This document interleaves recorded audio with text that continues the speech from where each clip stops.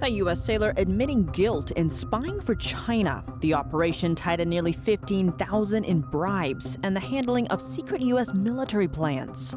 A tearful reunion. Australian journalist Cheng Lei finally able to hold her children's hands again after 3 years in a Chinese prison. Her return will be warmly welcomed by all Australians. A new lawsuit against TikTok, Utah coming after the Chinese-owned app. TikTok designed these features to mimic a cruel slot machine that hooks kids' attention and does not let them go. Buying sanctioned imports to cut costs. China reportedly saving billions of dollars this year by purchasing oil from Russia, Iran, and Venezuela. What do you think? Let us know below and subscribe if you haven't already.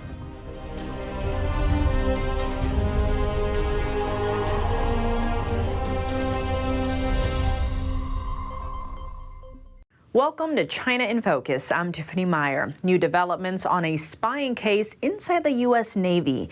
Petty Officer Thomas Zhao of California pleaded guilty to federal felony charges on Tuesday. He admitted to collecting and transmitting sensitive U.S. military information to China in exchange for bribes. NTD's Cos Temenes has the details. Thomas Zhao worked at Ventura County Naval Base in Port Hueneme, California. There he was responsible for installing, repairing and servicing electrical equipment on U.S. military installations.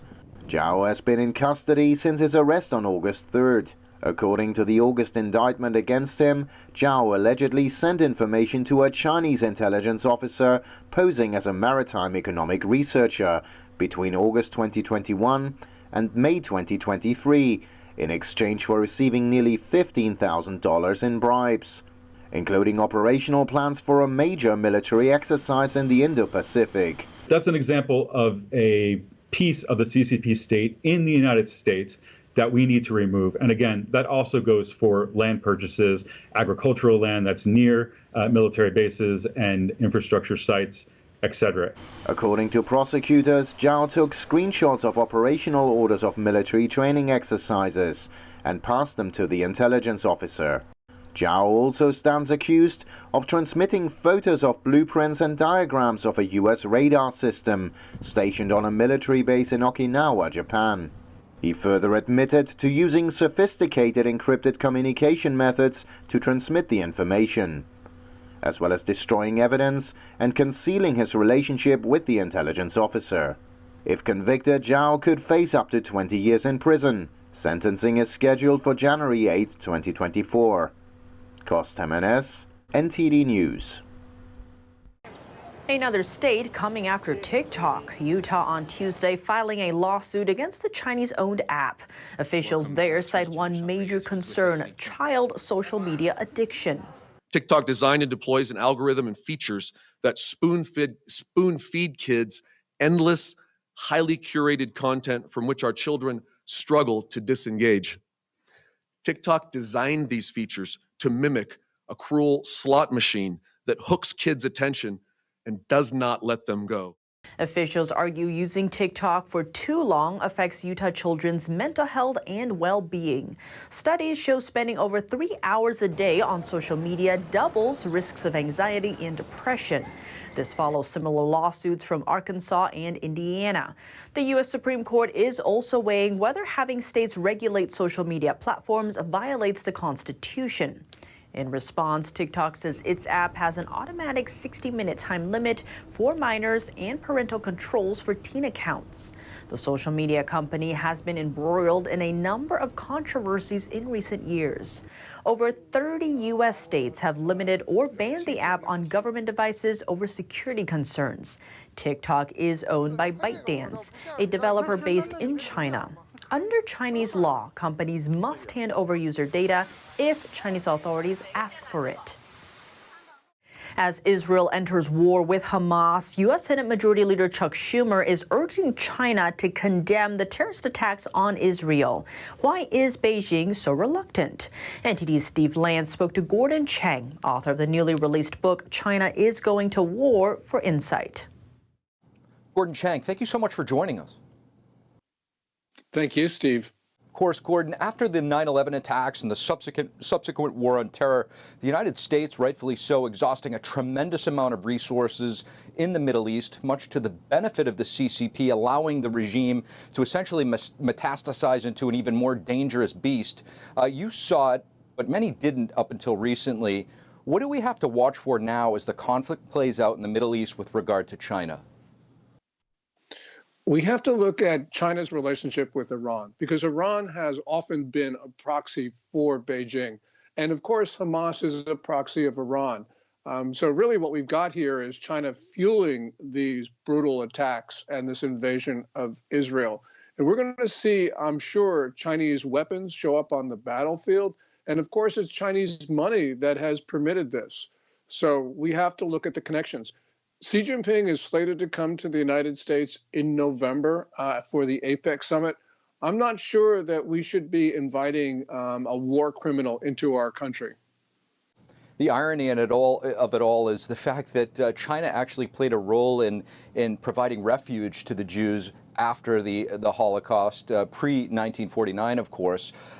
Senate Majority Leader Chuck Schumer making a trip to Beijing, which in any news cycle would be a pretty significant event. He urged China to condemn the attacks on Israel, calling, Israel as well, calling for solidarity. Why is the CCP so reluctant to do so? Because it is fully supporting the Palestinians. It is supporting Hamas. And it is going after Israel. We can see this from Chinese propaganda, which at best is dispassionate. At worst, it tries to obfuscate the origins of this war. So it's very clear where Beijing stands. I mean, calling for restraint in this circumstance is completely inappropriate, which is what Beijing has done. We have to let Israel defend itself from these horrific attacks, which are continuing. Beijing knows that it's on the other side. We just have to understand it is on the other side. A long-awaited reunion. China is releasing Australian journalist Cheng Lei after 3 years in detention. This comes after a thaw in China-Australia relations. Watch. Australian journalist Cheng Lei returned home on Wednesday after spending 3 years in a Chinese prison. Her return brings an end to a very difficult few years for Ms. Chang and her family.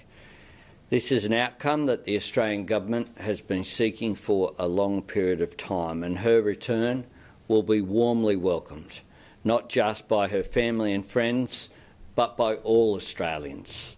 Chang is a Chinese-born Australian. When Chinese authorities arrested her in Beijing 3 years ago, Chang was working as a high-profile TV anchor for China's state-controlled broadcaster. Her arrest came a year after Australian relations with China took a plunge.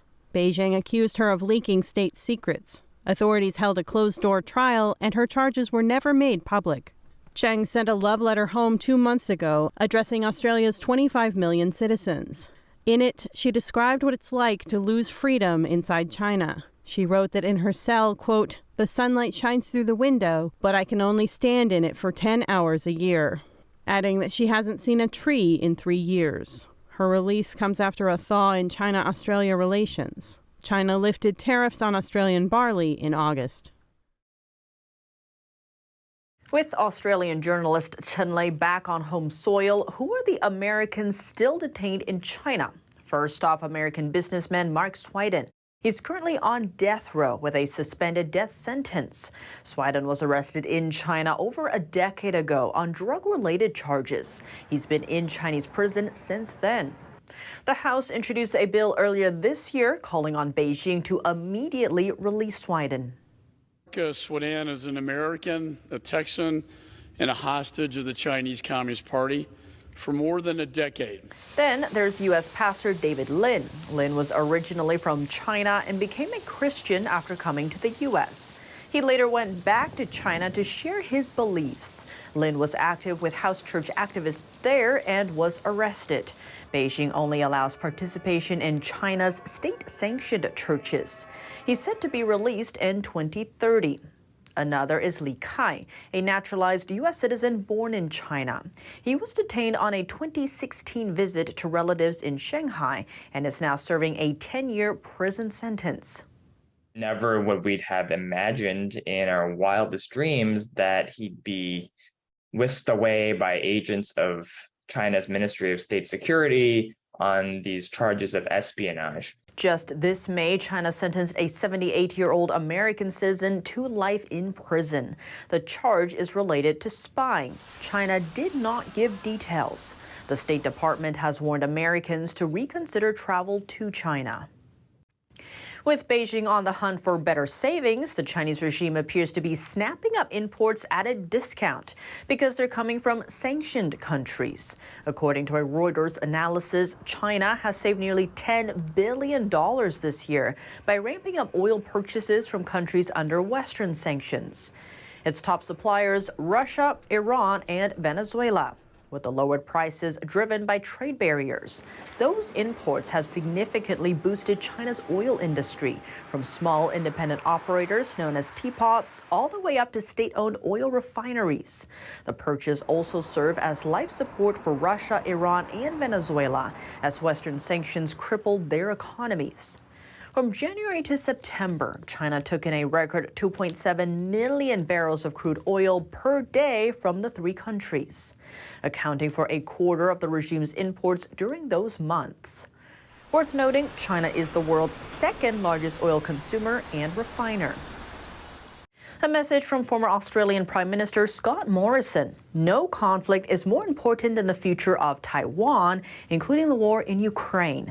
He said Wednesday that Australia should reconsider its one China policy and let Taiwan join key international forums like the Quad. Here's more. Speaking at a high-profile diplomatic forum, Morrison said Taiwan's future is uniquely central to global peace and security. But that future is under constant threat. To protect the status quo is absolutely essential. Taiwanese officials attended the meeting, including President Tsai Ing-wen. Morrison lauded the democratic progress of the self-proclaimed island and compared it with its powerful neighbor across the strait. It represents, particularly over these last 50 years, a contrasting Chinese story. One of democracy, one of freedom, one of prosperity, one of recognising the rights of individuals, of economic freedom, of political freedom, and very importantly, religious freedom, things that are not known across the straits far from here. At the same event, Tsai called for the international community to see Taiwan as a secure and reliable partner, despite it being at testing time. Morrison's visit was criticized by China. He's set to give another speech at a dinner hosted by Taiwan's foreign minister later in the day. Beijing views democratically governed Taiwan as its own territory and has stepped up war games near the island, heightening fears of a conflict which could have global ramifications. Far above Beijing's Indo-Pacific ambitions, China says it's making more room on its space station in the coming years, upping the count from 3 modules to 6 and paving the way for astronauts from other nations to visit. Beijing is looking to give other countries an alternative to the NASA-led International Space Station, which China is blocked from using. The ISS is set to be decommissioned in 2030. Well, according to the China Academy of Space Technology, the Tiangong Space Station is expected to have a more than 15-year lifespan, though it can only hold a maximum of 3 astronauts compared to the ISS's 7. Beyond the space station, China's next planned moon mission is still set for next year. The goal to retrieve samples from the moon's far side. If successful, that would make China first to accomplish the task. China's National Space Administration says preparations are going smoothly, noting that the mission's relay satellite will be sent up in the first half of next year. That's all for today's China in Focus on YouTube. We're now sharing a shortened version of our program here after being demonetized for 2 years. Here's what to look out for in our second half. escalating violence in the Middle East. Terrorist group Hamas now launching missiles into Israel. Amid the ongoing bloodshed, how are world leaders reacting? And why is China remaining noticeably silent? Plus, a warning from the Pentagon issued to Congress. The DoD is running low on funds to resupply weapon stores. With Washington still in the thick of supporting Ukraine, how does Israel's need for ammunition impact the broader geopolitical landscape? We sat down with Gregory Copley, president of the International Strategic Studies Association, for details. The full episode is available on our partner platform, Epic TV. To sign up, click the link down below. Thanks for watching China in Focus. I'm Tiffany Meyer. See you tomorrow.